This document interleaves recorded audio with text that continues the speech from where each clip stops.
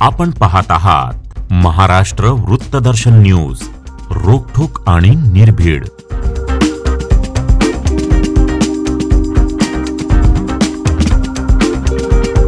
सांगली लोकसभा मतदारसंघातून ओबीसी बहुजन पार्टीकडून प्रकाश अण्णा शेंडगे यांनी आपला उमेदवारी अर्ज दाखल केलाय।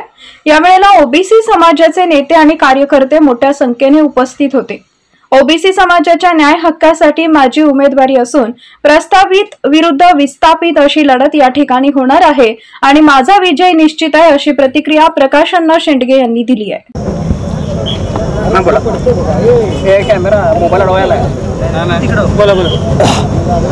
आज मी ओबीसी बहुजन पार्टीच्या वतीने या ठिकाणी माझा उमेदवारी अर्ज जो आहे तो आज दाखल केलेला आहे।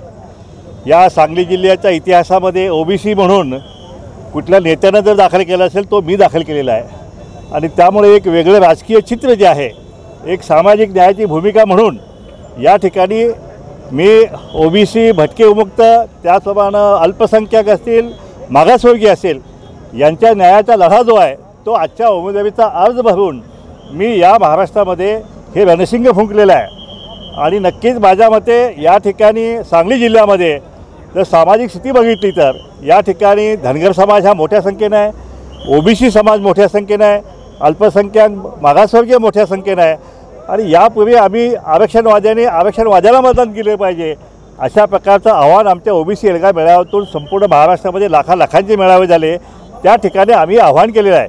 आणि त्यामुळं या ठिकाणची परिस्थिती जी आहे, जवळपास 3 प्रस्थापित उमेदवार उभे आहेत आणि चौथाही माझ्यामध्ये प्रस्थापितच आहे आणि अशा प्रकारे 3-4 प्रस्थापितांच्या मध्ये एक विस्थापित जो आहे त्याची लढाई सुरू आहे। आमची वोट बँक जी बघितली तर आमची 60-70% आसपास आमची वोट बँक आहे, त्यामुळे आमचा विजय जो आहे तो विजय आमचा निश्चित मानला जात आहे।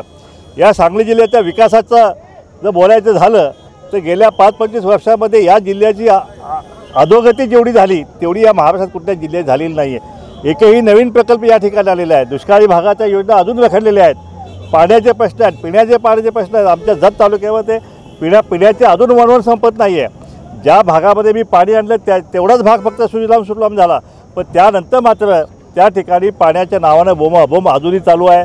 त्या ठिकाणी रोजगारांचे प्रश्न आहे। इथं या ठिकाणी या जिल्ह्यामध्ये मुलं जर ग्रॅज्युएट झाली तर त्यांनी नोकरीला कुठं जायचं हा मोठा प्रश्न या जिल्ह्याचा आहे।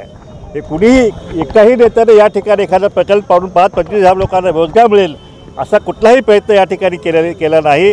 मी या ठिकाणी निवडून आलो तर एक मोठा प्रकल्प या ठिकाणी मी आणेन आणि त्या ठिकाणी या जिल्ह्यातील बेरोजगारी जी आहे त्या बेरोजगारांना, तरुणांना या ठिकाणी हाताला काम देण्याचं काम या ठिकाणी मी करेन।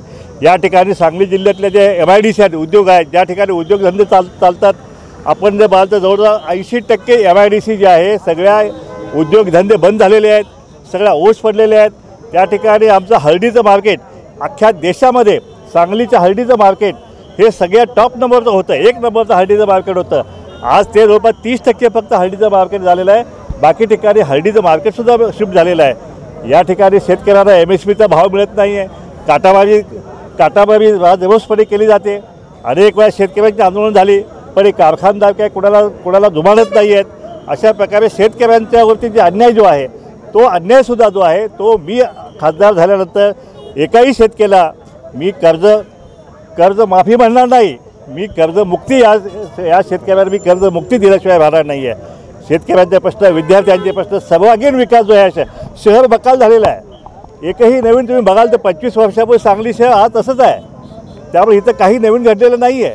आणि म्हणून हे शहर जे आहे, या शहराच्या सुविधा ज्या आहेत त्यासुद्धा या ठिकाणी अत्याधुनिक योजना, ज्या ठिकाणी इन्फ्रास्ट्रक्चर जे आहे ते ठिकाणी या ठिकाणी उभं केलं जाईल आणि शहरी भाग असेल, ग्रामीण भाग असेल, त्या ठिकाणी मेनपाळ असतील, कर्मचारी, ऊसतोडी कामगार असेल, सगळ्यांना न्याय देण्याचं काम मी या माझ्या उमेदवारीतून मी करणार आहे।